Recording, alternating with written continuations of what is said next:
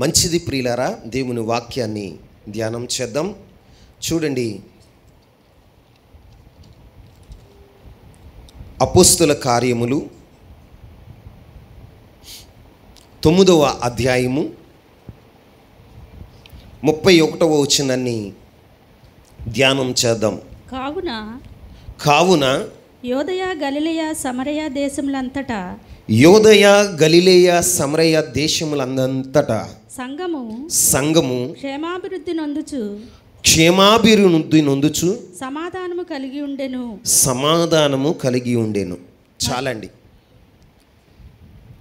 ఇక్కడ చదువుకున్నటువంటి లేఖన భాగాన్ని ధ్యానం చేసినప్పుడు యోదయ గలిలయ సమరయ ప్రాంతాల్లో, యోదయ గలిలయ సమరయ దేశాలంతటా సంఘము క్షేమాభివృద్ధి నొందుచు. ఏమి నొందుతుందట? అందరూ చెప్పండి. క్షేమాభివృద్ధి నొందుచు సమాధానం కలిగి ఉండెను. ఆమేన్. ఈ రోజున దేవుని సన్నిధిలో కూర్చున్న మన జీవితాల్లో, మన ప్రాంతంలో ఉన్న సంఘము క్షేమాభివృద్ధి నొందుతుందా? మన ప్రాంతంలో ఉన్న సంఘము క్షేమాభివృద్ధి నొందుతుందా? ఈ రోజున నీవు గ్రహించాలి, సంఘము క్షేమాభివృద్ధి నొందాలి. ఏం నొందాలి? క్షేమాభివృద్ధి నొందాలి. క్షేమము ప్లస్ అభివృద్ధి, క్షేమము ప్లస్ అభివృద్ధి చెందాలి. ఈ రోజున సంఘము మనము ఉన్న సంఘం క్షేమాభివృద్ధి నొందుతుందా? క్షేమాభివృద్ధి నొందుతుందా? క్షేమాభివృద్ధి నొందాలంటే మనం ఏం చేయాలి? ఈ రోజున సంఘం అంటే ఈ 4 గోడలు కాదు, కానీ సంఘం అంటే నీవు, నేను, మనమందరినీ కలిసి, బైబిల్ ఏం చెప్తుందో తెలుసా? సంఘము. చెప్పండి. సంఘము క్రీస్తు రక్తం చేత కడగబడిన ప్రతి ఒక్కరు కూడా సంఘమై ఉన్నారు. క్రీస్తు రక్తంతో కడగబడి, ఆయన అమూల్యమైన, ప్రశస్తమైన, పవిత్రమైన రక్తంతో ఎందరైతే కడగబడి రాజులైన యాజక సమూహంలో చేర్చబడ్డారో వారందరినీ బైబిల్ చెప్పే మాట ఏంటంటే సంఘము. చెప్పండి. సంఘం. అయితే ఈ సంఘం ఏమవ్వాలి అంటే క్షేమాభివృద్ధి నొందాలి. ఆమేన్. సంఘం అంటే సంఘములో ఉన్న నీవు, నేను, సంఘములో ఉన్న నీ కుటుంబము, నా కుటుంబము ఏమవ్వాలి అంటే క్షేమాభివృద్ధి నొందాలి. ఏం పొందాలి? క్షేమాభివృద్ధి నొందాలి. మరి మన జీవితాల్లో మన సంఘము క్షేమాభివృద్ధి నొందుతుందా? ఇక్కడ రాయబడిన మాట ఏమిటో తెలుసా? యోదయ గలిలయ సమరయ దేశాల్లో ఉన్న సంఘం ఏమైందో తెలుసా? క్షేమాభివృద్ధి నొందింది అంట. ఏమి నొందింది? క్షేమాభివృద్ధి నొందింది. మరి నీ వస్తున్నటువంటి ఈ సంఘం క్షేమాభివృద్ధి నొందుతుందా? క్షేమాభివృద్ధి నొందాలంటే మనకి ఏముండాలో తెలుసా? బాధ్యత ఉండాలి. ఏముండాలండి? బాధ్యత ఉండాలి. ఇప్పుడు సంఘాన్ని దేవుడు, యేసుక్రీస్తు ప్రభువారు మరొక మాట కూడా చెప్పాడు. ఆయన ఏమన్నాడో తెలుసా? ఇదిగో ఈ సంఘము నా శరీరం. ఏమన్నాడండి? సంఘము నా శరీరం. సంఘమునకు నేను శిరసై ఉన్నాను. ఏమై ఉన్నాను? శిరసై ఉన్నాను అని ప్రభువు ఆ సంఘాన్ని గురించి మాట్లాడాడు. ఇప్పుడు శరీరం ఏం చేయాలి? శరీరం ఏం చేయాలి అంటే క్షేమాభివృద్ధి నొందాలి. ఆమేన్. ఆమేన్ చెప్పండి. క్షేమాభివృద్ధి నొందాలి. ఈ రోజున దేవుని పిల్లలమైన మనం, సంఘంలో ఉన్న మనం సంఘ క్షేమాభివృద్ధి కొరకు పాటుపడే వాళ్ళగా ఉండాలి. ఆమేన్. సంఘంలో ఉన్న ప్రతి ఒక్క వ్యక్తి బాధ్యత కలిగిన వాడుగా ఉండాలి. ఈ రోజున నీవు సంఘాన్ని గురించి ఎంత బాధ్యత కలిగి ఉంటున్నావు? సంఘ క్షేమాభివృద్ధి కొరకు నీవెంత బాధ్యత కలిగి ఉంటున్నావు? సంఘము క్షేమంగా ఉండాలి, అభివృద్ధి చెందాలి అంటే సంఘములో ఉన్న ప్రతి సభ్యుడు ఏం కలిగి ఉండాలి అంటే బాధ్యత కలిగి ఉండాలి. ఏం కలిగి ఉండాలి? బాధ్యత కలిగి ఉండాలి. ఉదాహరణకి ఈ శరీరంలో ఎన్నో అవయవాలు ఉన్నాయి. కనిపించేవి ఉన్నాయి, కనిపించనివి ఉన్నాయి. బాగా వినండి. కనిపించేవి ఉన్నాయి, కనబడనివి ఉన్నాయి. కానీ ఈ అవయవాలన్నిటినీ కలిపి, ఈ అవయవాల అన్నీ కలిసి ఏమైందో తెలుసా? శరీరం అయింది. ఏమైంది? శరీరం అయింది. ఈ రోజున మన జీవితంలో ఒక వ్యక్తి శక్తి కలిగిన వాడుగా ఉండాలంటే, ఒక వ్యక్తి ఎదిగేవాడుగా ఉండాలి అంటే, ఒక వ్యక్తి క్షేమాభివృద్ధి నొందాలి అంటే, ఈ శరీరంలో ఉన్న ప్రతి అవయవం కూడా శరీరం కొరకు పనిచేయాలి. దేని కొరకు? శరీరం కొరకు పనిచేయాలి. ఉదాహరణకి ఒక చిన్న బిడ్డ ఉన్నాడు. చిన్న బిడ్డని మనం చూసినట్లయితే, చిన్న బిడ్డ ఎదగాలి అంటే ఆ చిన్న బిడ్డ ఏం చేయాలో తెలుసా? ఆ చిన్న బిడ్డ ఏం చేయాలి? ఆహారాన్ని తినాలి. ఏం తినాలి చెప్పండి? బలమైన ఆహారాన్ని తినాలి. ఆహారాన్ని తినాలి అంటే ఆ చంటి బిడ్డ ఏం చేయాలి? మాట్లాడరు. ఏం చేయాలి అంటే, ఇంటిలో డైనింగ్ హాల్ దగ్గరికి రావాలి. ఎక్కడికి రావాలి చెప్పండి? లేకపోతే వంటగది దగ్గరికి రావాలి. వచ్చిన తర్వాత రావాలి అంటే, ఇంట్లో ఉన్న వ్యక్తి గది దగ్గరికి రావాలి అంటే ఏం చేయాలి? నడవాలి. ఏం చేయాలి? నడవాలి. నడవటానికి ఏమి ఉపయోగపడతాయో తెలుసా? కాళ్ళు ఉపయోగపడతాయి. ఏమి ఉపయోగపడతాయి? కాళ్ళు ఉపయోగపడతాయి. కాళ్ళు ఎక్కడి దాకా తీసుకొస్తాయి? వంటశాల వరకు తీసుకొస్తాయి. వంటశాల దగ్గరకు వచ్చిన తర్వాత అక్కడ డిష్లో భోజనం పెట్టుబడి ఉంది. ఇప్పుడు డిష్లో ఉన్నటువంటి భోజనం ఏం చేయాలి? చేతులతో ప్లేట్లో పెట్టుకోవాలి. అవునా కదా? లేకపోతే మనం అక్కడ కుర్చీలో కూర్చుని ఆహారం నా నోట్లోకి వచ్చేయాలి అంటే వచ్చేద్దా? ఏం చేయాలి? నువ్వు వంటగదిలోకి వెళ్ళాలి. వంటగదిలోకి వెళ్ళినాక ఆ డిష్ దగ్గరికి వెళ్ళి ఆ డిష్లో ఉన్న ఆహారాన్ని తీసుకుని నీ ప్లేట్లో పెట్టుకుని కలుపుకుని నోట్లో పెట్టుకోవాలి. నోరేం చేస్తుందో తెలుసా? నములుతుంది. దంతాలు ఏం చేస్తాయో తెలుసా? నములుతాయి.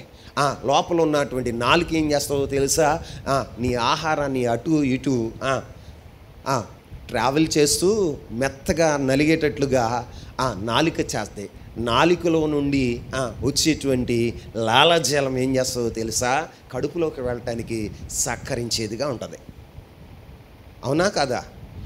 లోపల ఉన్నటువంటి జీర్ణాశయంలో ఉన్నటువంటి గ్రంథులు, ఆ జీర్ణాశయంలో 3 రకాలైనటువంటి గ్రంథులు ఉంటాయి. ఆ 3 పనిచేస్తేనే ఆహారం, మనం తిన్న ఆహారం జీర్ణమవుతుంది. ఏమవుతుంది? జీర్ణమవుతుంది. జీర్ణమైనటువంటి ఆహారము గ్లూకోజ్గా మారి రక్తంలోనికి చేరి ఆ వ్యక్తి ఏమవుతాడో తెలుసా? శక్తిమంతుడు అవుతాడు. ఏమవుతాడు? శక్తిమంతుడు అవుతాడు. ఆ వ్యక్తి, ఆ బిడ్డ ఎదగటానికి, ఆహారం తినటానికి ఎక్కడికి వెళ్ళాలి చెప్పండి? వంటశాలలోకి వెళ్ళాలి. చేతులతో పని చేయాలి. చేతులతో కలుపుకోవాలి. చేతులతో తీసుకుని నోటికి అందించుకోవాలి. నోటికి అందించింది నాలుక దంతముల సహాయంతో నమలాలి. నమిలిన తర్వాత మింగాలి. మింగిన తర్వాత జీర్ణాశయంలో జీర్ణమవ్వాలి. ఇంత ప్రక్రియ ఉంది. ఇదంతా దేనికోసమై అంటే ఈ శరీర క్షేమం కొరకు. దేని కొరకు? ఈ శరీరం యొక్క క్షేమం కొరకు, దీని అభివృద్ధి కొరకు ఇంత పని చేయాలి. మరి సంఘం యొక్క క్షేమం కొరకు, సంఘం యొక్క అభివృద్ధి కొరకు మరి నువ్వేం చేయాలి? సంఘంలో ఏమై ఉన్నావో తెలుసా? అవయవమై ఉన్నావు. ఒక్కొక్కరు కాళ్ళలాగా ఉండొచ్చు, ఒక్కొక్కరు చేయిలాగా ఉండొచ్చు, ఒక్కొక్కరు నోరులాగా ఉండొచ్చు, ఒక్కొక్కరు కళ్ళులాగా ఉండొచ్చు, ఒక్కొక్కరు చెవుల్లాగా ఉండొచ్చు. లేకపోతే సంఘానికి నీవి ఒక గుండెకాయ కావచ్చు. ఏమవచ్చు? గుండెకాయ కావచ్చు, కిడ్నీలు కావచ్చు. మరి దేవుడు నిన్ను ఎలా ఏర్పరిచాడో సంఘములో, ఆ విధంగా నువ్వేం చేయాలో తెలుసా? నీవు సంఘం కొరకు పనిచేసేవాడగా ఉండాలి. ఆమెన్ చెప్పరే? చేసే అనుభవాలు ఉంటేగా. అందుకే ఆమెను కూడా అంట్లా గుడ్లప్పకిసుకొని చదువుతున్నారు. దేవుని స్తోత్రాలు చెల్లించండి. హల్లెలూయా. దేవుని సంఘం కొరకు నువ్వేం చేయాలో తెలుసా? నీవు పని చేసేవాడగా, పని చేసేదానిగా ఉండాలి. ఎంతగా నువ్వు పని చేస్తున్నావు? దేవుని రాజ్య స్థాపన కొరకు నువ్వెంతగా పని చేస్తున్నావు? ఇక్కడ యూదయ, గలిలయ, సమరయ దేశాల్లో ఉన్న సంఘం ఏమైంది అంటే క్షేమాభివృద్ధి నొందింది. ఏమైందండి? క్షేమాభివృద్ధి నొందింది. ఇప్పుడు ఈ సంఘం క్షేమాభివృద్ధి నొందాలంటే మొదటగా నీలో ఏముండాలో తెలుసా? సమాధానం ఉండాలి. ఏముండాలి? ఆ వచనాన్ని చదవండి. కావున యోదయ, గలిలయ, సమరయ దేశములందంతటా సంఘము క్షేమాభివృద్ధి నొందుచు సమాధానము కలిగి ఉండెను. ఏం కలిగి ఉందంట? ఏం కలిగి ఉంది? సమాధానం కలిగి ఉండేను. ఏం కలిగి ఉండేను? సంఘములో ఉన్న నీవు ఏం చేయాలో తెలుసా? మొట్టమొదటిగా ప్రభు అయిన యేసుక్రీస్తు ప్రభువారితో నువ్వు సమాధానం కలిగి ఉండాలి. ఆమేన్. మనము అపరాధముల చేత, పాపముల చేత చచ్చి మనం ఏం చేసామో తెలుసా? దేవునితో ఉన్న సమాధానాన్ని తెంచుకున్నాం. ఏం చేసామండి? తెంచుకున్నాం. ఒకప్పుడు అవ్వ, ఆదాము కూడా ఏదేను తోటలో తినొద్దన్న పండు తిని ఆజ్ఞ అతిక్రమించి వారు ఏం చేశారో తెలుసా? దేవునితో ఉన్న సమాధానాన్ని పోగొట్టుకున్నవారుగా ఉన్నారు. దేవునితో ఉన్న సమాధానాన్ని పోగొట్టుకున్న వారుగా ఉన్నారు. ఆయనతో ఉన్న సహవాసాన్ని పోగొట్టుకున్న వారుగా ఉన్నారు. మరలా దేవుడు ఆ సహవాసాన్ని ఏర్పాటు చేయటానికి యేసుక్రీస్తు ప్రభువారిని ఈ లోకానికి పంపించాడు. పరలోకపు తండ్రి ఈ లోకానికి పంపించి ఆయన రక్తం చేత ఎందరైతే శుద్ధీకరించబడతారో, ఆయన రక్తాన్ని ఎందరైతే విశ్వసిస్తారో, యేసుక్రీస్తు ప్రభువారు రక్షకుడు అని విశ్వసిస్తారో వారందరూ కూడా ఏమవుతారో తెలుసా? ఆయన రక్తంతో కడగబడి, పరిశుద్ధపరచబడి, పవిత్రపరచబడి తండ్రితో కూడా సమాధానపరచబడతారు. ఆమేన్. ఏమవుతారండి? తండ్రితో కూడా సమాధానపరచబడతారు. ఈ రోజున నీ జీవితంలో, సంఘములో ఉన్న నీవు ఏం చేయాలో తెలుసా? మొట్టమొదటిగా సంఘంతో, పరలోకపు తండ్రితో నువ్వు సమాధానపడాలి. నువ్వు సమాధానపడాలి అంటే నీ జీవితంలో ఏం కావాలో తెలుసా? నీవు పరిశుద్ధుడుగా మార్చబడాలి. ఆమేన్. క్రీస్తు రక్తంతో నువ్వు కడగబడాలి. నువ్వు కడగబడినప్పుడు తండ్రి అయిన దేవునితో నీకు సమాధానం కలుగుతుంది. ఆమేన్. నీలో పాపం ఉన్నంతకాలం, నీలో అపవిత్రత ఉన్నంతకాలం, నీలో అవిధేయత ఉన్నంతకాలం, నీలో అసూయ, గర్వం, వేషధారణ ఉన్నంతకాలం తండ్రితో నీకు సమాధానం ఉండదు. మందిరానికి వస్తావు కానీ సమాధానం ఉండదు. మందిరంలో ఆరాధనలో నువ్వు ఉండొచ్చు కానీ, పరిశుద్ధులైన బిడ్డలతో కూడా నీవు కలిసి ఉండొచ్చు కానీ నీ జీవితంలో ఏముండదయ్యా అంటే తండ్రితో సమాధానం ఉండదు. ఎవరితో? తండ్రితో సమాధానం ఉండదు. ఈ రోజున దేవుని పిల్లలమైన మనం సమాధానం కలిగి ఉండాలి. ఏం కలిగి ఉండాలి? సంఘము క్షేమాభివృద్ధిని ఉండాలంటే మొదటిది ఏం కావాలయ్యా అంటే సమాధానం. ఎవరితో సమాధానం? పరలోకపు తండ్రితో సమాధానం. రెండు, నువ్వు ఎవరితో సమాధానంగా ఉండాలి అంటే దైవజనుడితో సమాధానంగా ఉండాలి. ఎవరితో? దైవజనుడితో సమాధానంగా ఉండాలి. అప్పుడే సంఘం ఏమవుతుందో తెలుసా? క్షేమాభివృద్ధి కలుగుతుంది. ఏం కలుగుతుంది? క్షేమాభివృద్ధి కలుగుతుంది. కొంతమంది ఉంటారు సంఘంలో దైవజనుడితో సంబంధం ఉండదు. వస్తారు వెళ్ళిపోతారు, వస్తారు వెళ్ళిపోతారు. ఎందుకు వస్తారో తెలియదు, ఎందుకు వెళ్ళిపోతారో తెలీదు. ఈ రోజున చాలామంది దైవజనుడితో రిలేషన్ లేకుండా, దైవజనుడితో సంబంధం లేకుండా సంఘానికి వచ్చి వెళ్ళిపోతూ ఉంటారు. ప్రియులరా, బైబిల్లో ఒక మాట రాయబడి ఉంది చూడండి. ఎఫెసీయులకు రాసిన పత్రిక, ఎఫెసీయులకు రాసిన పత్రిక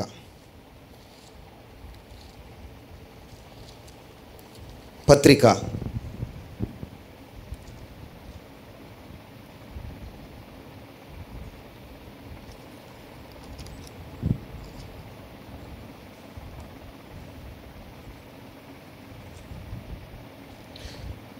4వ అధ్యాయం 13వ వచనాన్ని చదవండి.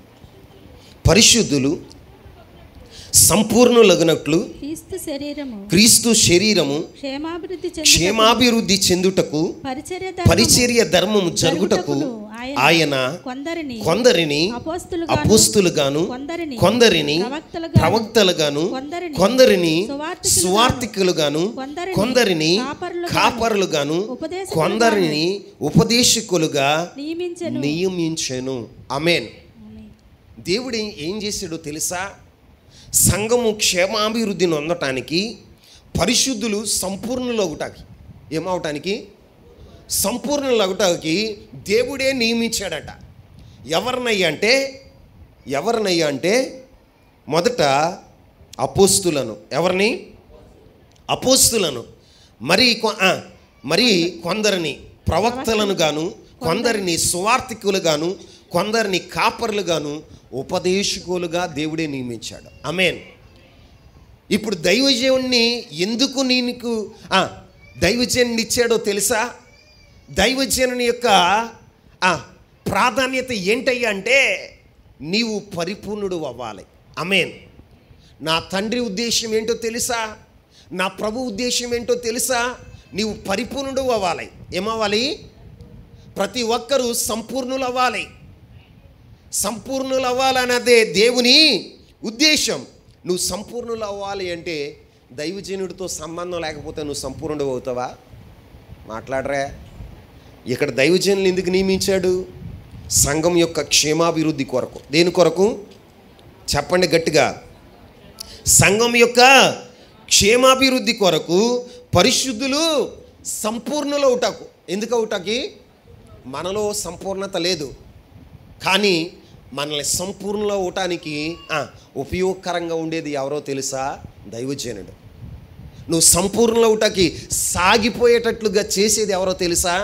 దైవజనుడు. ఎవరండి? నీలో ఉన్న లోపాలను సరిచేసేది ఎవరో తెలుసా? దైవజనుడు. ఈ రోజున ఉన్నతమైన ఉపదేశాన్ని అందించి వాక్యం చేత నిన్ను ఉదక స్నానం చేసి పరిశుద్ధాత్మ చేత నువ్వేమవుతావు తెలుసా? శుద్ధీకరించబడతావు. ఏమవుతావు? శుద్ధీకరించబడినప్పుడే నువ్వేమవుతావు తెలుసా? సంపూర్ణుడు అవ్వగలుగుతావు. ఈ రోజున దైవజనుడు లేని యొక్క జీవితం ఎలా ఉంటుందో తెలుసా? దైవజనుడు లేని యొక్క జీవితం ఎలా ఉంటుంది? సంపూర్ణత ఉండదు. ఏముండదు? సంపూర్ణత ఉండదు. వారిలో ఏవో ఒక లోపాలు ఉంటాయి. ఏమీ లేవు అంటే స్వనీతి ఉంటుంది. ఏముంటుంది? స్వనీతి ఉంటుంది. మేము ప్రార్థన చేసుకుంటున్నామండి, సంఘంలో జరిగే క్రమాల్లో పాల్గొరు కొంతమంది. ఏమ్మా అంటే ఇంటి దగ్గర ప్రార్థన చేసుకుంటున్నాం అంటే అర్థం ఏంటి? స్వనీతి. ఏంటండి? స్వనీతిని ప్రదర్శిస్తున్నావు. నీ జీవితంలో స్వనీతిని ప్రదర్శిస్తున్నావు కాబట్టే నువ్వు సంపూర్ణుడివి కాలేకపోతున్నావు. ఈ రోజున దేవుని సన్నిధిలో ఉన్న మనం ఎవరితో మొదట సమాధాన పడాలి అంటే తండ్రి అయిన దేవునితో, 2 దైవజనుడితో, 3 తోటి సహోదరులతో మనం సమాధానం కలిగి ఉండాలి.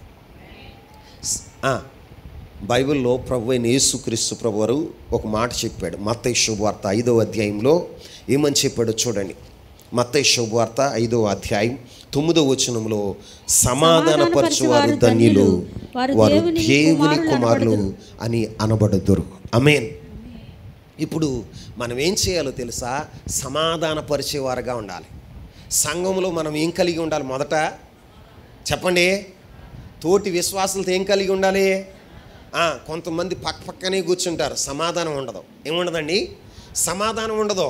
ఒకే శరీరాన్ని తింటారు, ఒకే రక్తాన్ని త్రాగుతారు, ఒకే సహవాసంలో ఉంటారు, కానీ ఏముండదో తెలుసా? సమాధానం ఉండదు. ఒకే మందిరానికి వెళ్తారు, ఒకే బోధన వింటారు, ఒకే దైవజనుణ్ణి కలిగి ఉంటారు, కానీ ఏముండదో తెలుసా? ఏముండదు? సమాధానం ఉండదు. సమాధానం లేనప్పుడు నువ్వు దేవుని కుమారుడిగా ఉండలేవు, దేవుని కుమార్తెగా నువ్వు ఉండలేవు. ఎవరైతే సమాధాన పరుస్తారో వారు మాత్రమే దేవుని కుమారులు. ఆమేన్. ఈ రోజున మందిరానికి వచ్చినంత మాత్రాన నీ జీవితంలో సంఘానికి క్షేమాభివృద్ధిని నువ్వు కలగచేయవు. చాలామంది కొంతమంది మందిరానికి వస్తారు కానీ పక్కవారితో సమాధానం ఉండదు. ఏముండదండి? సమాధానం ఉండదు. తోడుకోళ్ళతో సమాధానం ఉండదు, అత్తతో సమాధానం ఉండదు, కోడలతో సమాధానం ఉండదు, అన్నదమ్ములతో సమాధానం ఉండదు. సమాధానం లేకుండా నువ్వు ఉంటే దేవుని యొక్క సంఘం ఎలా క్షేమాభివృద్ధి నొందుతుందండి? క్షేమం ఉండాలి, అభివృద్ధి ఉండాలి. ఏముండాలి? అభివృద్ధి ఉండాలి. నువ్వు ప్రార్థనకు వస్తావు, మీ అన్నయ్యతో మాట్లాడవు. ఎవరితో? మీ అన్నయ్యతో మాట్లాడవు. ఆయన ప్రార్థనకు వస్తాడా? ఈడేం నేర్చుకుంటున్నాడు రా? ప్రార్థనకి వెళ్తున్నాడు, ఈడేం నేర్చుకుంటున్నాడు రా? ఇదే చెప్తున్నాడు వాళ్ళ పాస్టర్ గారు, సమాధాన పడొద్దని, అన్నయ్యతో మాట్లాడొద్దన్నా, తమ్ముడితో మాట్లాడొద్దని చెప్తున్నాడా అంటారు. నేను ఇక్కడ బాగానే చెప్తా, బాబు సమాధాన పడండి, అన్నదమ్ములు, అక్క చెల్లెలు, అత్త కోడలు సమాధాన పడండి అని చెప్తా. కానీ ఈ వాక్యాన్ని నువ్వు తీసుకోగా పక్కనే కూర్చుని, ఇంటి పక్కనే ఉంటాడు అన్నయ్య, ఇంటి పక్కనే ఉంటాడు తమ్ముడు, కానీ సమాధానం ఉండదు. ఏముండదు? మళ్ళీ గ్రామంలో ఏం చెప్పుకుంటాం తెలుసా? మేము ప్రార్థనకి వెళ్తామండి. ఎక్కడికి వెళ్తావు బాబు? బేర్షేబా మినిస్ట్రీస్ అండి. ఎక్కడికి వెళ్తావు బాబు? హోసన్న మినిస్ట్రీస్ అండి. ఎక్కడికి వెళ్తావు బాబు?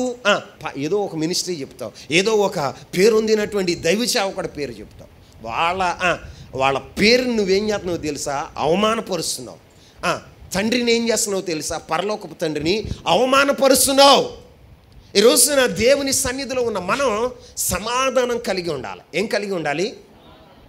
సమాధానం కలిగి ఉండాలి.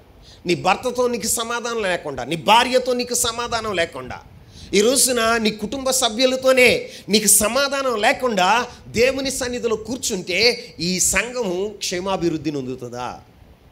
మాట్లాడరా? ఎప్పుడైనా నోరు చెయ్య ఇప్పుడన్నా దెబ్బలాడుకుందా? మాట్లాడరా? మీకు తెలిసి ఇప్పుడన్నా దెబ్బలాడుకుందా? ప్రతిరోజు నేనే కలిపి నోటుకు అందిస్తున్నాను, అదేమో గుబ్బలాడించుకుంటా తింటుంది అని ఎప్పుడైనా చెయ్యందా?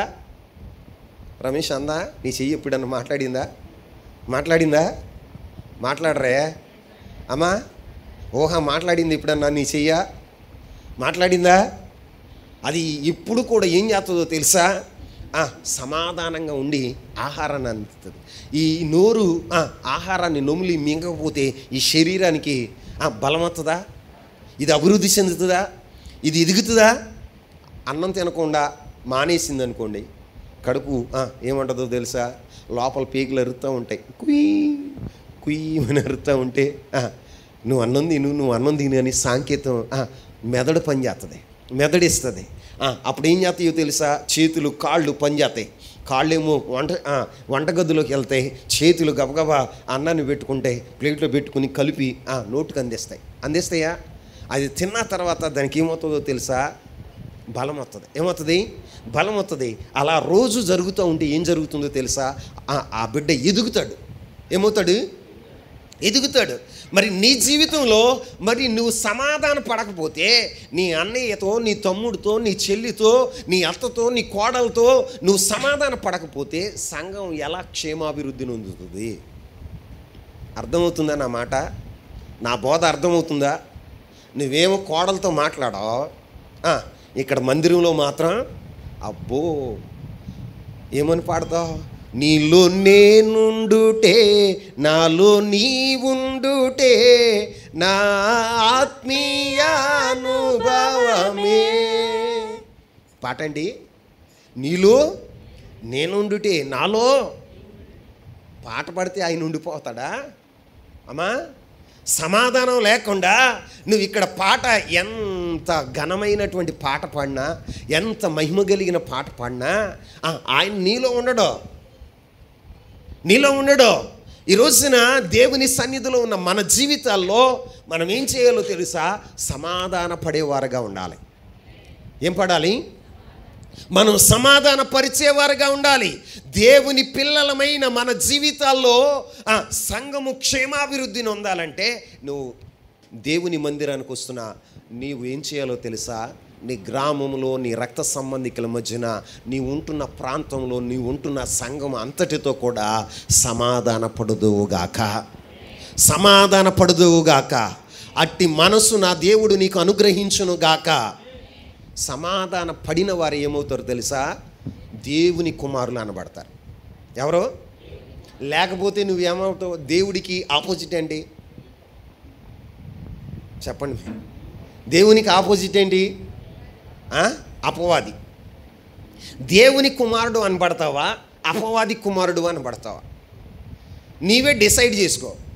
ఈ రోజున నా ప్రభు వాక్యం చెప్పేది ఏంటంటే, సంఘము క్షేమాభివృద్ధిని పొందాలంటే మీరు సమాధానం కలిగి ఉండుడి. ఆమేన్. రెండో మాట చెప్తా, అదే వచనంలో కింద లైన్ చదువుదాం. అపోస్తల కార్యములు 9వ అధ్యాయం.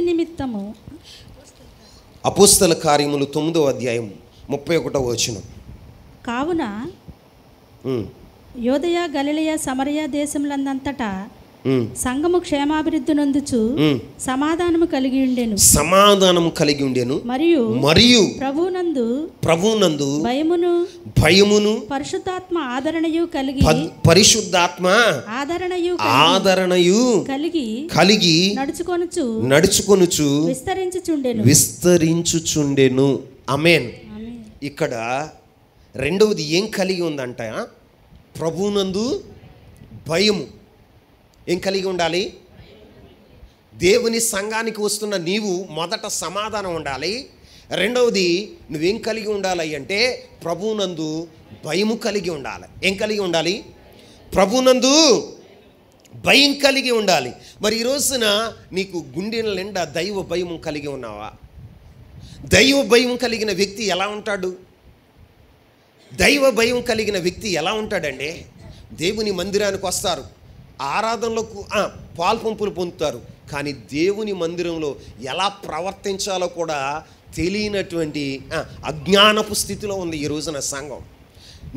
నీవు దేవుని సన్నిధికి వెళ్ళినప్పుడు నీ ప్రవర్తన జాగ్రత్తగా ఉండాలి.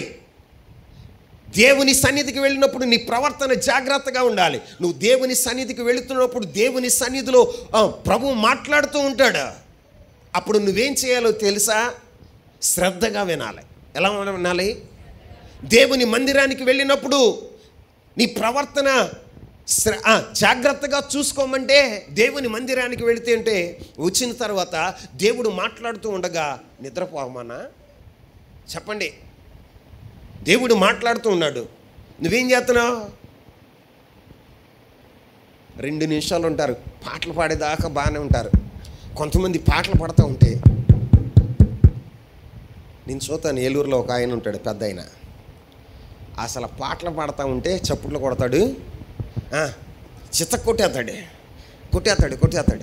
అయ్యగారు వాక్యం స్టార్ట్ చేతమే మళ్ళీ ముందు లైన్లో కూర్చుంటాడు. ఎక్కడ?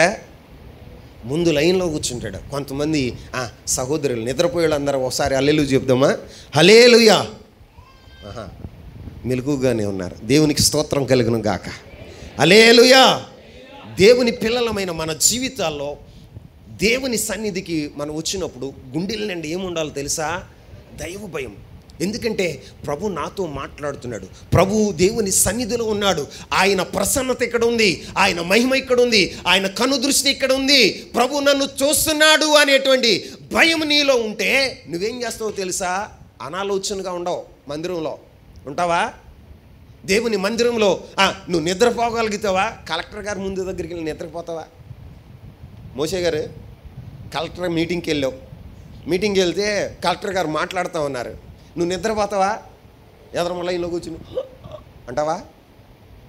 రే ఎవడరా వాడు అని బయటకు పోయి పంపించేయండి అంటాడు. ఏమంటాడు? కలెక్టర్ గారికి ఎంత కోపం వస్తుంది. మరి దేవుడే వచ్చి ఇక్కడ మాట్లాడుతూ ఉంటే దేవుని సన్నిధిలో నువ్వు నిద్రపోతున్నావు అంటే భయం ఉందా అసలు నీకు? మాట్లాడరా? భయం ఉందా? దేవుని పిల్లలుగా గుండెల నిండా ఏం కలిగి ఉండాలంట? ప్రభువునందు భయం. ఏంటండి? ప్రభువునందు భయం ఉన్న వాళ్ళు ఏం చేస్తారు? కీర్తనల గ్రంథం 19వ అధ్యాయం 9వ వచనాన్ని చదువుదాం. యెహోవాయందు అయిన భయం పవిత్రమైనది, అది నిత్యము నిలుచును. ఆమేన్. ఏంటట? దేవుని యందు భయము, యెహోవా యందు భయము పవిత్రమైనది, అది నిత్యము నిలుచును. ఆమేన్. మరి ఎంతమందిలో ఈ భయం ఉంది? దేవుని భయం ఉన్నవాడు ఎలా ఉంటాడో తెలుసా? పవిత్రుడిగా ఉంటాడు. ఎలా ఉంటాడు చెప్పండి? పవిత్రురాలుగా ఉంటుంది. ఎక్కడ అపవిత్రత అంటించుకోదు. ఎక్కడ దేవుని సన్నిధిలో కళంకం లేనిటువంటి వ్యక్తిగా ఆ బిడ్డ బ్రతుకుతాడు. ఆమేన్ చెప్పండి. ఎందుకంటే గుండెల నిండా భయం ఉంది. అయ్యో, నేను దేవుని సంబంధిని, దేవుడు నన్ను చూస్తున్నాడు, దేవుడు నేను మాట్లాడుతున్న ప్రతి మాట వింటున్నాడు, ఇదిగో దేవుడు నన్ను గమనిస్తున్నాడు, ఆయన నా కుడి ప్రక్కనే ఉన్నాడు. ఎక్కడ? నా కుడి ప్రక్కనే ఉన్నాడు అని నువ్వు ఎప్పుడైతే దేవుణ్ణి కుడి ప్రక్కన చూడగలుగుతావో అప్పుడు నీ గుండెల్లో ఏముంటుందో తెలుసా? భయం ఉంటుంది. ఆ భయం నిన్నేం చేస్తుందో తెలుసా? పరిశుద్ధునిగా చేస్తుంది, పవిత్రునిగా చేస్తుంది. ఈరోజున భయము లేని వాడే కదా, భయము లేని వాడే కదా బరి తెగించి పాపం చేసేది. భయము లేని వాడే కదా బరి తెగించి మాట్లాడేది. భయము లేని వాడే కదా, భయము లేని వాళ్ళే కదా సాహసించి పాపం చేసేది. నిజంగా గుండెల నిండా దేవుని భయం ఉంటే వాళ్ళు ఎలా ఉంటారో తెలుసా? పవిత్రతను కాపాడుకుంటారు. వారి మాటల్లో పవిత్రత, వాళ్ళ చూపుల్లో పవిత్రత, వారి నడవడికలో పవిత్రత, వారి క్రియలలో పవిత్రత ఉంటుంది. యెహోవా యందలి భయము పవిత్రమైనది. ఎలాంటిదంట? పవిత్రమైనది, అది నిత్యము నిలిచేది. ఆమేన్. కొంతమందికి ఇక్కడ ఉన్నప్పుడే, ఎక్కడ చెప్పండి? మందిరంలో ఉన్నప్పుడే భయం. మందిరం నుంచి బయటికి వెళ్ళంగానే భయం ఉండదు, ఏముండదో, భయం ఉండదో ఏముండదో.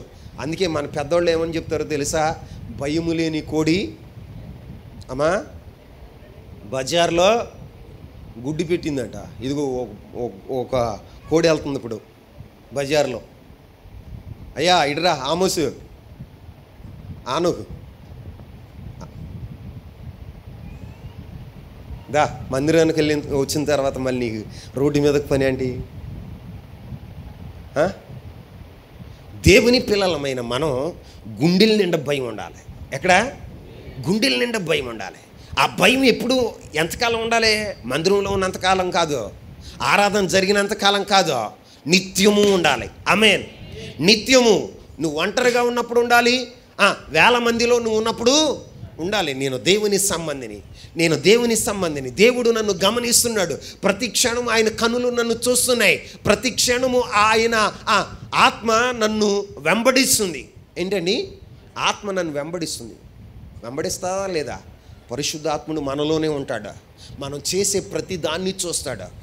నువ్వు చేసే ప్రతి చోట, నువ్వు నడిచే ప్రతి చోటకి వస్తాడు.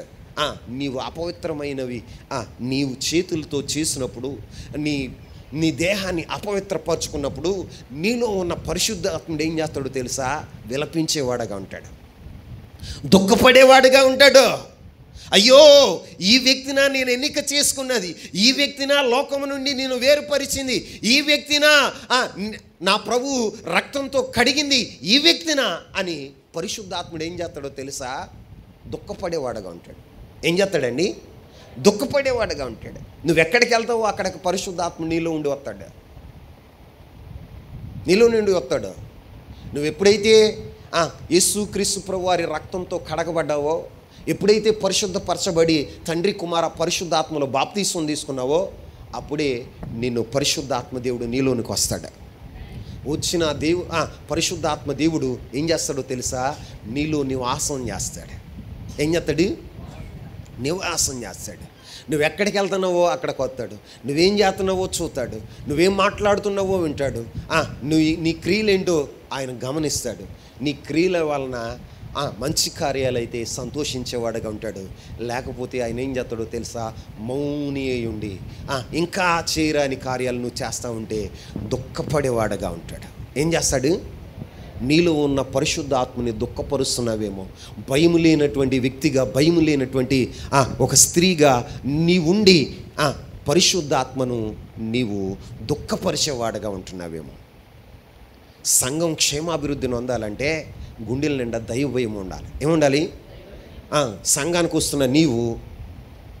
వస్తున్న నీవు తాగి తందనాలాడితే మరొకడు వస్తాడా? మాట్లాడండి. సంఘానికి వెళ్ళి ఏం నేర్చుకున్నాడు రా? తాగుతూ నేర్చుకున్నాడా? పాస్టర్ గారు ఎంతమంది తిరుగుతా ఏం నేర్చుకున్నాడు రా? బూతులు నేర్చుకున్నాడా? పాస్టర్ గారు ఎంత తిరుగుతా మోసం నేర్చుకున్నాడా అంటారా? అంటారా? నీవేమవుతున్నావో తెలుసా? ఒక అడ్డుబండ అవుతున్నావు. సంఘము అభివృద్ధి చెందకుండా నీవే ఏమవుతున్నావో తెలుసా?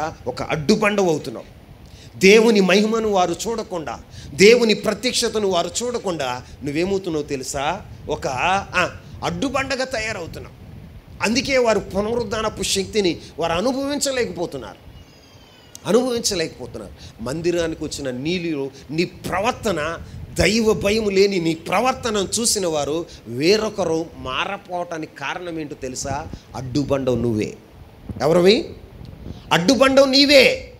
ఈ రోజున నీ భర్త రాకపోవటానికి, నీ భార్య రాకపోవటానికి, నీ బిడ్డలు రాకపోవటానికి కారణం ఎవరో తెలుసా?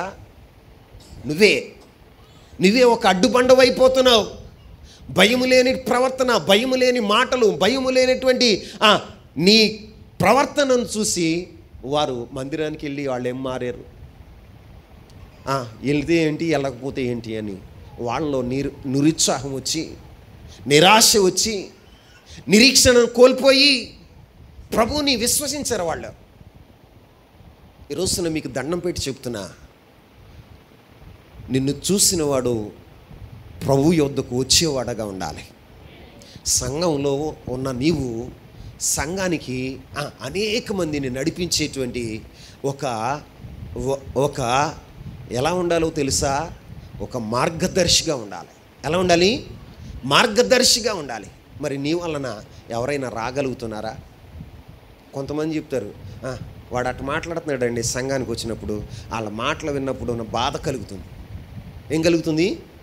బాధ కలుగుతుంది. కారణం ఏంటో తెలుసా? నీవు నోటికి వచ్చినది మాట్లాడటానికి కారణం ఏంటో తెలుసా? దైవ భయం నీ గుండెల్లో లేదు. ఏం లేదండి? దైవ భయం నీ గుండెల్లో లేదు. ఈ రోజున మనం ఏం కలిగి ఉండాలంటే దైవ భయం కలిగి ఉండాలి. దైవ భయం ఎలాంటిదో తెలుసా? పవిత్రమైనది. ఎలాంటిదంట? పవిత్రమైనది. అది నిత్యము ఉండాలి. ఎలా ఉండాలి? నిత్యము నిలిచేదిగా ఉండాలి. దైవ భయం ఎవరిలో ఉన్నైతే ఉంటుందో ఆ దైవ భయం అంట సువాసనగా ఉంటుందట. ఎలా ఉంటుంది? యెషయా గ్రంథం చూడండి,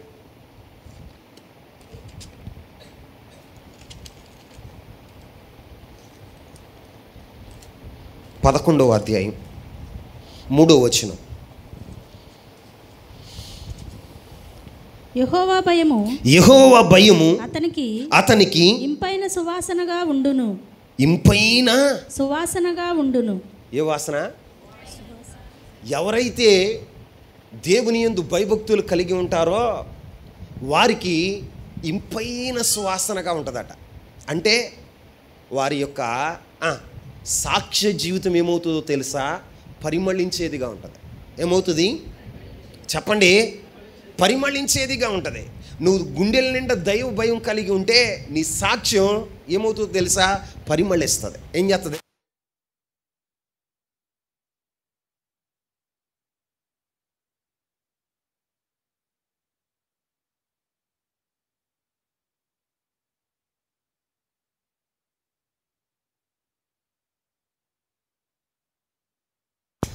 సాక్ష్యం లేదు మనకి. ఏం లేదండి? సాక్ష్యం లేదు. దేవుని భయము నీ గుండెల్లో లేదు కాబట్టే నీకు ఏం పోగొట్టుకుంటున్నావు తెలుసా? సాక్ష్యాన్ని పోగొట్టుకుంటున్నావు. కానీ ఇక్కడ రాయబడిన మాట యెహోవా భయము ఇంపైన సువాసన అంటే. ఏ సువాసన అంటే అర్థం ఏంటో తెలుసా? సాక్ష్యం పరిమళించేదిగా ఉంటుంది. పరిమళించేదిగా ఉంటుంది. మరి నీ జీవితంలో మంచి సాక్ష్యం కలిగి ఉన్నావా? సంఘానికి వస్తున్న నీవు సాక్ష్యం కలిగి ఉన్నావా? సాక్ష్యం లేనటువంటి వ్యక్తిగా నువ్వు బ్రతికితే సంఘం క్షేమాభివృద్ధిని పొందదు. దేవుడు నిన్ను చూసి బాధపడతాడు, దుఃఖపడతాడు. ఈమె ఎందుకు వస్తుంది మందిరానికి? ఎందుకు వస్తుంది నా నివాస స్థలానికి? రమ్మన్నవాడు ఎవడో? నిన్ను రమ్మన్నవాడు ఎవడని ప్రశ్నిస్తాడు, ప్రశ్నిస్తాడు. కాబట్టి మనం ఏం కలిగి ఉండాలంటే దైవ భయం కలిగి ఉండాలి. ఏ భయం? ప్రభువునందు భయం. ఏ భయము? ప్రభువునందు భయం. ప్రభువునందు భయం ఉంటే ఆ ప్రభువునందు భయం ఉన్నవాడు పవిత్రత కలిగి ఉంటాడు. ఏం కలిగి ఉంటాడు? పవిత్రత కలిగి ఉంటాడు. ఆ ప్రభువునందు భయం కలిగిన వాడు ఏం కలిగి ఉంటాడు అంటే సాక్ష్య జీవితాన్ని కలిగి ఉంటాడు. ఏ జీవితం? మంచి సాక్ష్యం కలిగి ఉంటాడు. యథార్థవంతుడు, పరిశుద్ధుడు, ఇదిగో ఇతడు నీతిమంతుడు, అబద్ధమాడ నేరని వాడు, ఇతడు దేవునితో నడిచేవాడు, సంఘంలో ఇతడు ఒక పిల్లర్. ఏమని సాక్ష్యం పొందుతాడు తెలుసా? ఈయన ఆ సంఘానికి ఒక పిల్లర్ రా.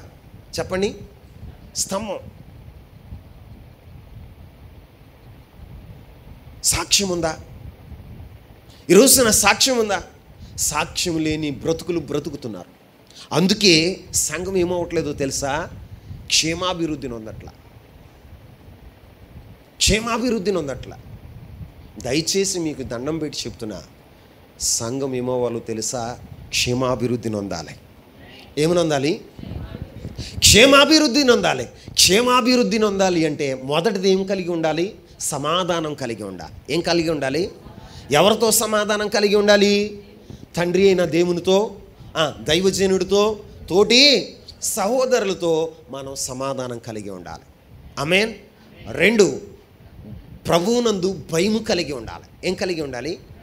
ప్రభువునందు భయము కలిగి ఉండాలి. మరి ప్రభువునందు మనం భయం కలిగి ఉన్నామా? ఉంటే నీ జీవితంలో పవిత్రతను కాపాడుకుంటావు. ఎప్పుడైతే నువ్వు ప్రభువునందు భయం కలిగి ఉంటావో సాక్ష్య జీవితం పరిమళించేదిగా ఉంటుంది. ఆమేన్. అట్లాంటి జీవితాన్ని ప్రభు నీకు అనుగ్రహించును గాక.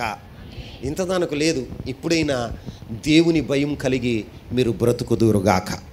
ఇంకో మాట చూద్దాం, అదే వచనంలో ఇంకొక మాట. పరిశుద్ధాత్మ ఆదరణయు కలిగి నడుచుకొనుచు విస్తరించుచు ఉండెను. ఆమేన్. ఇప్పుడు ఆదరణ పొందాలి. ఏం పొందాలి? సంఘం ఏం పొందాలి? చెప్పండి. ఎవరు ఆదరణ? మొదట పరిశుద్ధాత్మ ఆదరణ కావాలి. ఎవరు ఆదరణ? పరిశుద్ధాత్ముడు నిన్ను ఆదరించాలి. నిజమే, మన ప్రభు వాక్యం చెప్తుంది, యెషయా గ్రంథంలో తల్లిలాగా నేను ఆదరిస్తాను. ఏమంటున్నాడు? తల్లిలాగా నేను ఆదరిస్తాను అంటున్నాడు. నీ దేవుడు ఎలాంటి వాడో తెలుసా? ఆదరించే దేవుడు. ఏ దేవుడు అండి? ఆదరించే దేవుడు. అనాదిగా నిన్ను విడిచిపెట్టడు. ఈ లోకంలో ఎవరైనా నిన్ను విడిచిపెట్టొచ్చేమో కానీ నా దేవుడు మాత్రం నిన్ను విడిచిపెట్టడు. నిన్నేం చేస్తాడో తెలుసా? నేనున్నాను అని బలపరుస్తాడు. నీ ఒంటరితనంలో నీతో కూడా నేనున్నాను, ఇదిగో నువ్వు గాఢంధకారపు లోయల్లో సంచరించిన నీ ప్రక్కనే నేను నడుస్తున్నాను, ఇదిగో ఇవన్నీ దాటిపోవటానికి నేను నీకు తోడై ఉన్నాను అని దేవుడు నిన్ను ఆదరించేవాడుగా ఉంటాడు. ఆయన అంటాడు, ఇదిగో ఒకవేళ తల్లి విడిచిపెట్టినా, తండ్రి విడిచిపెట్టినా నేను నిన్ను విడువను, నిన్ను నా అరచేతుల్లో చెక్కుకున్నాను. ఏమంటాడండి? నా అరచేతుల్లో చెక్కుకున్నాను చూడు, నేను విడిచిపెట్టను అని నిన్ను ఆదరించే దేవుడుగా ఉన్నాడు. ఆమేన్. మరి ఆదరణ పొందుతున్న నీవేం చేయాలో తెలుసా? ఇతరులను ఆదరించేదానిగా ఉండాలి. ఏం చేయాలి? నీవే ఆదరణ అయితే పొందుతున్నావో, నీ తండ్రి దగ్గర నుంచి ఏ ఆదరణ అయితే పొందుతున్నావో, పరిశుద్ధాత్మ ద్వారా ఏ ఆదరణ అయితే నువ్వు పొందుతున్నావో అదే ఆదరణ నీ ఇంట్లో ఉన్నవారికి, నీ తోటి సహచరులకు, సంఘానికి, గ్రామానికి ఏం కలగజేయాలో తెలుసా? ఆదరణ కలగజేయాలి. ఏం కలగజేయాలి? భరోసా ఉండాలి. ఈ రోజున ఎవరన్నా భర్తను కోల్పోయో, బిడ్డలను కోల్పోయో, లేకపోతే తల్లిదండ్రులను కోల్పోయో ఉన్నారనుకోండి, మనం ఏం చేయాలి? మాట్లాడరా? ఆదరించాలి. ఏం చేయాలి? ఆదరించాలి. అమ్మా ధైర్యంగా ఉండు, తమ్ముడు ధైర్యంగా ఉండు, చెల్లెమ్మ ధైర్యంగా ఉండు, అమ్మా నువ్వు ధైర్యంగా ఉండు. సంఘం అంతా ఉంది, మేము ప్రార్థన చేస్తాం, ఇదిగో నీకేమన్నా సహాయం కావాలా మేము ఇస్తాం, మేము ఉన్నాం, అని ఏం చేయాలో తెలుసా? ఆదరణ కలిగిన మాటలు చెప్పాలి. ఏ మాటలు? భరోసా ఇవ్వాలి. నువ్వు సంఘంలో ఉన్న మనమందరం ఎలా ఉండాలో తెలుసా? ఒకే కుటుంబం మనమందరం. ఎందుకు చెప్తున్నాను అంటే ఆయన రక్తంతో, ప్రభు అయిన యేసుక్రీస్తు ప్రభు వారి కలువరి సిలువ రక్తబంధం మనలందరినీ కలిపింది. ఆమేన్. మనమందరం ఎవరో తెలుసా? ఒకే కుటుంబం. ఏంటండి? సంఘం అంతా ఒకే కుటుంబం. రాజుగారితో కుటుంబం, సతీష్తో కుటుంబం, రాజ్ కుమార్తో కుటుంబం కాదు. దేవుని సన్నిధికి వచ్చిన తర్వాత ఏం చేయాలో తెలుసా? మనమందరం ఒకే కుటుంబ సభ్యులం, క్రీస్తు రక్తంతో కడగబడిన వారం, మనమందరం సహోదరులము. మనమందరం ఏం చేయాలో తెలుసా? ఐక్యత కలిగి ఉండాలి. ఏం కలిగి ఉండాలి? ఐక్యత కలిగి ఉండి మనం ఏం చెప్పాలో తెలుసా? భరోసా ఇచ్చేవారుగా ఉండాలి. కొంతమంది చచ్చిపోయిన వాళ్ళ దగ్గర రారు. ఎవరి దగ్గర రారు? చచ్చిపోయిన వాళ్ళ దగ్గరికి, ఆ ఇంటికి రారు, వాళ్ళని పలకరీరు. మరి ఏమ్మా ఎందుకు రాలేదంటే, చచ్చిపోయాడు దెయ్యం అవుతాడండి. ఏమవుతాడు? నువ్వు బతుకుంటావు, ఉట్టు కట్టుకుని ఊగిలాడుతావు. నువ్వు ఊగిలాడుతావమ్మా. మీ ఊళ్ళో చాలా ఉట్లోనే చూసారా? మీ పితర్లు ఉన్నాయి, పైన ఏలాడుతున్నాయి, కనపడతలా? నువ్వు వాళ్ళ పక్కన నీ ఉట్టి కూడా కడతావు అన్నమాట. నేను చిరకాలం ఉంటాను అని. దేవుని పిల్లలుగా మనం ఒక శుభప్రదమైన నిరీక్షణ ఉండాలి. మనం సావుకి భయపడకూడదు. ఆమేన్. ఏం చేయకూడదు? సావుకి భయపడకూడదు. ఎందుకంటే మనం బ్రతికి ఉన్నాం అనుకోండి, ఈ లోకములో దేవుని రాజ్య వ్యాప్తిలో మనం పనిచేసేవారుగా ఉంటాం. మనం చనిపోయామనుకోండి, తండ్రితో కూడా ఉంటాం. ఆమేన్. ఇప్పుడు దూరంగా ఉన్నాం కానీ చనిపోయిన తర్వాత ఏమవుతాం తెలుసా? దగ్గర అవుతాం. ఆమేన్ చెప్పండి. మరి సావుకి ఎందుకు భయపడతాం అమ్మా? ఎందుకు మనం భయపడాలి? చనిపోయిన వాళ్ళ దగ్గరికి కొంతమంది రారండి. ఎంత భయమో. నువ్వు దేనికైతే భయపడతావో అదే నీ నెత్తి మీదకి వస్తుంది. ఏమవుతుంది? యోబు భక్తుడు అన్నాడు, ఏమన్నాడు తెలుసా? నేను ఏదైతే జరగకూడదని భయపడ్డానో అదే నా నెత్తి మీదకి వచ్చింది. ఎవరైనా నీతిమంతుడు, ఆయన ఎవరో యథార్థవంతుడు, దేవుని యందు భయభక్తులు కలిగి ఉన్నాడు. ఆయన భయం ఏంటో తెలుసా? నా పిల్లలకి ఏమన్నా అయిపోద్దేమో. ప్రతిరోజు ఏం చేసేవాడు తెలుసా? బలి అర్పణ. ఏమర్పించాడు? బలి అర్పణ అర్పించేవాడు. ఆయన మంచి ఉద్దేశమే, కానీ భయం ఏమిటో, నా పిల్లలకి ఏమైపోద్దు, ఏమైపోద్దు. ఒకే రోజున సుడిగాలు వచ్చి ఇల్లు మొత్తం కూలిపోయింది. మొత్తం 10 మంది ఒక్కసారి చచ్చిపోయారు. దానికి సాక్ష్యం నేను కూడా. ఆటోలు ఎక్కడికైనా వెళ్తూ ఉంటే, ప్రార్థనకి వెళ్తూ ఉంటే అందరూ కలిసి వస్తున్నారా అని ఫోన్ చేసేవాడిని. ఫోన్ చేసేవాడిని. లేకపోతే ఎక్కడ ఏ ఆటోకి ఏమవద్దు అనే భయం నా గుండెల నిండా ఉండేది. వాళ్ళు క్షేమంగా వచ్చేదాకా బయలుదేరారా అంటే టైం చూసుకునండి, ఈ టయానికి వచ్చేస్తారు. రాకపోతే నాకు టెన్షన్, రైళ్ళు పరిగెడతా ఉండేవి. చివరికి ఏం జరిగిందో తెలుసా? ఒకరోజు నేను భయపడినట్లుగానే యాక్సిడెంట్ అయింది. అక్షయ్ చనిపోయింది. చనిపోయింది. భయం ఉండకూడదు మనకి. ఏముండకూడదు? భయం ఉండకూడదు. మన జీవితాల్లో దేనికి భయపడతామో అదే మన నెత్తి మీదకి వస్తుంది.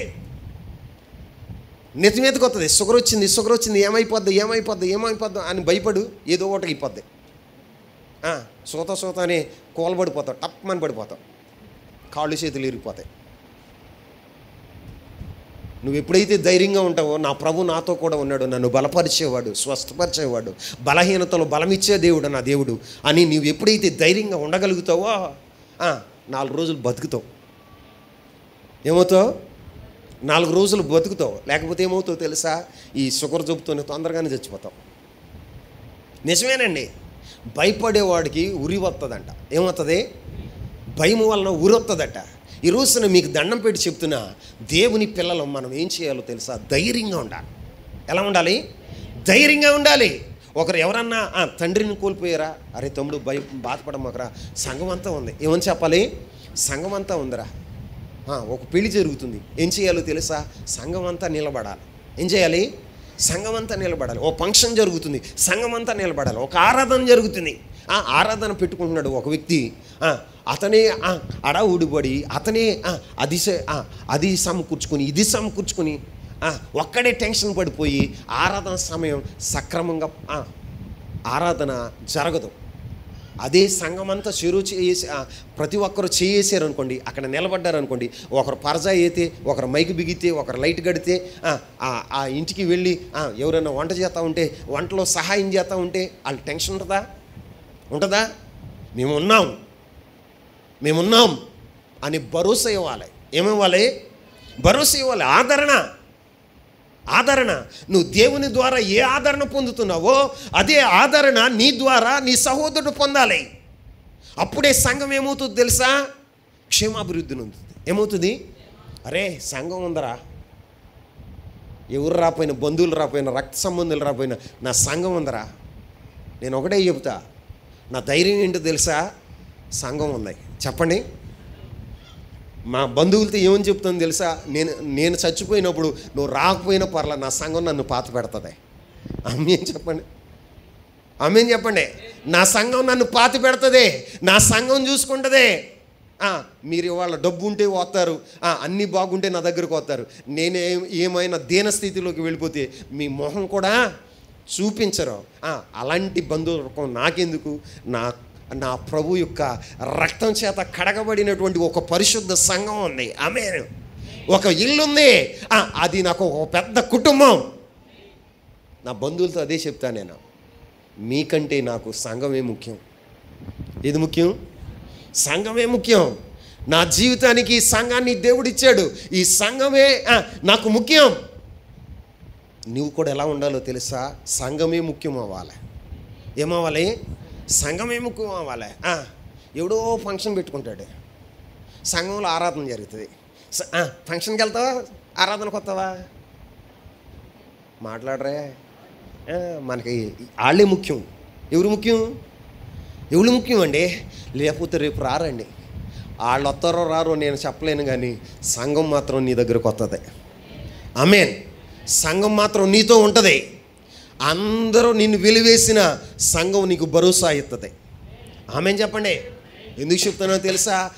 నేను చేసిన అవిధేయతను బట్టి, అక్రమాన్ని బట్టి నా బంధుమిత్రాదులు, నా రక్త సంబంధికులు అందరూ నన్ను వెలివేస్తే నా ఆత్మీయ తండ్రి నాతో ఉన్నాడు, నన్ను